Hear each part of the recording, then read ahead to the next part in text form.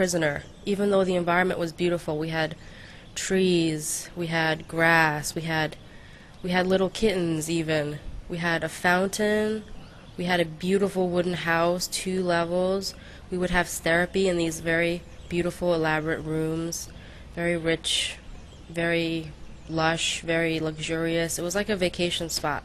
Like many of the parents, they would come and visit their children who were there, like me. My mom would come and visit, and she would say, "Wow, this is just like a vacation." And it's hard for me to understand what they meant, but I know what they meant. They were looking at the material things, and I wasn't. Something else was lacking. I had material things before, and I still felt empty. I was still searching. Um, After Connecticut, immediately I left out of, I was doing some bad things there and I wasn't following the program, so I felt like I couldn't face myself there anymore, so I left the program and everybody who was trying to help me there. And I took up a job waitressing.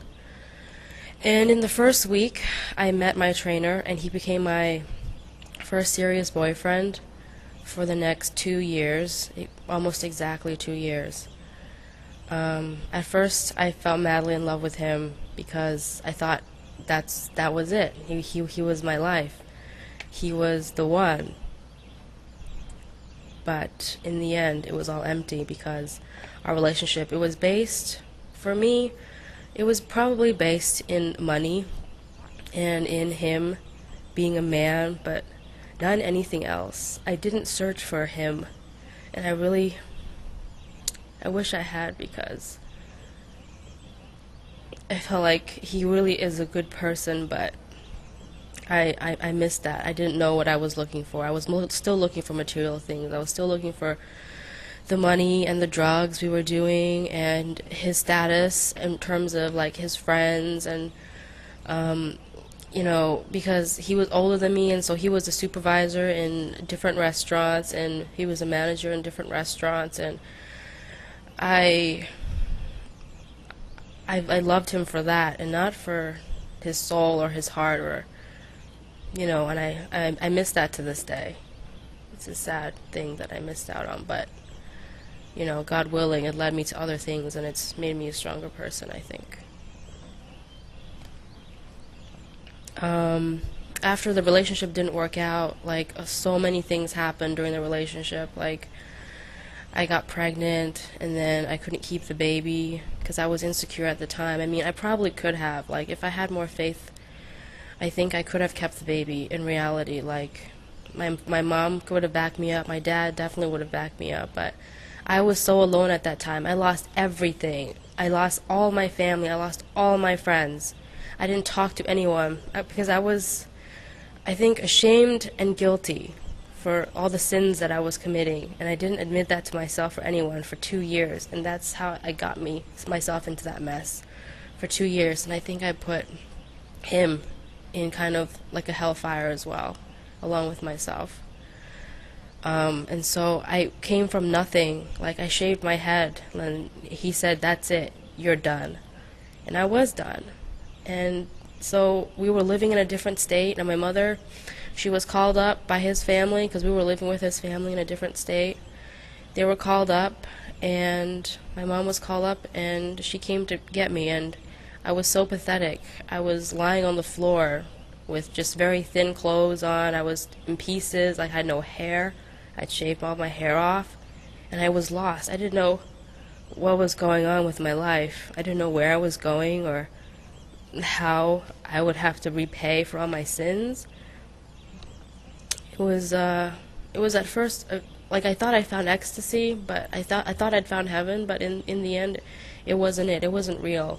It was all pretty much based on lies and naivete and insecurity and emptiness. In the end, I still felt empty.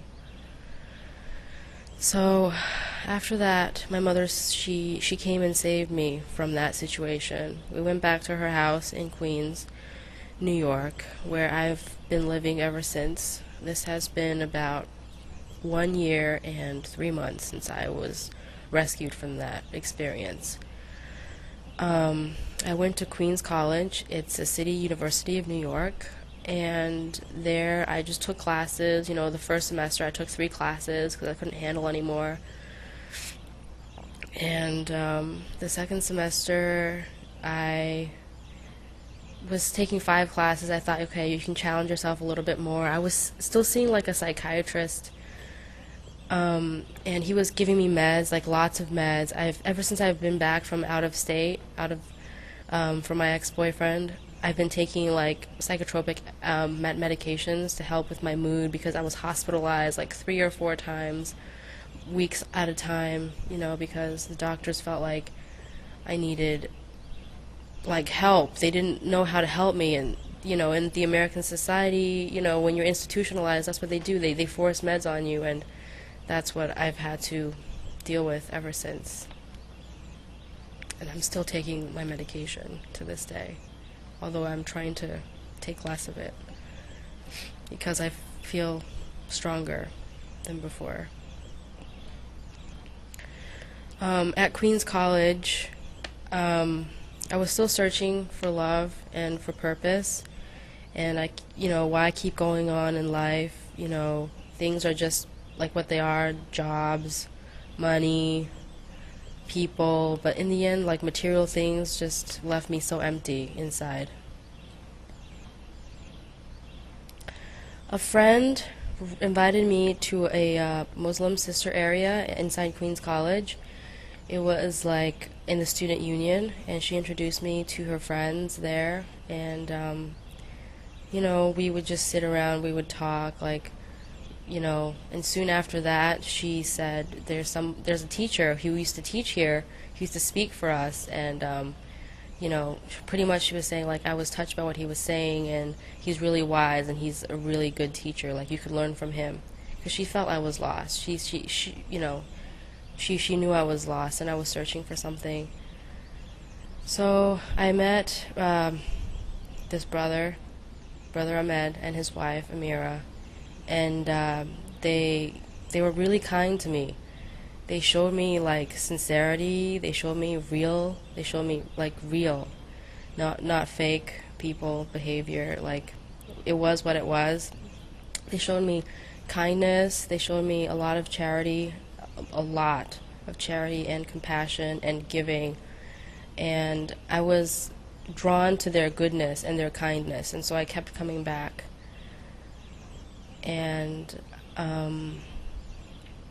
eventually I reverted to Islam and became a Muslim, and this is from what I'm speaking today. Like, this is May 31st, 2009 p.m. What's your name now? It's Aziza Shams Uldeen Noor Al Huda. Aziza Shamsuddin Noor al-Huda. Do you know what it means? It means dear, powerful, son of guiding light, lover, or light of guidance. And what is your goal in life and how you feel compared to the past?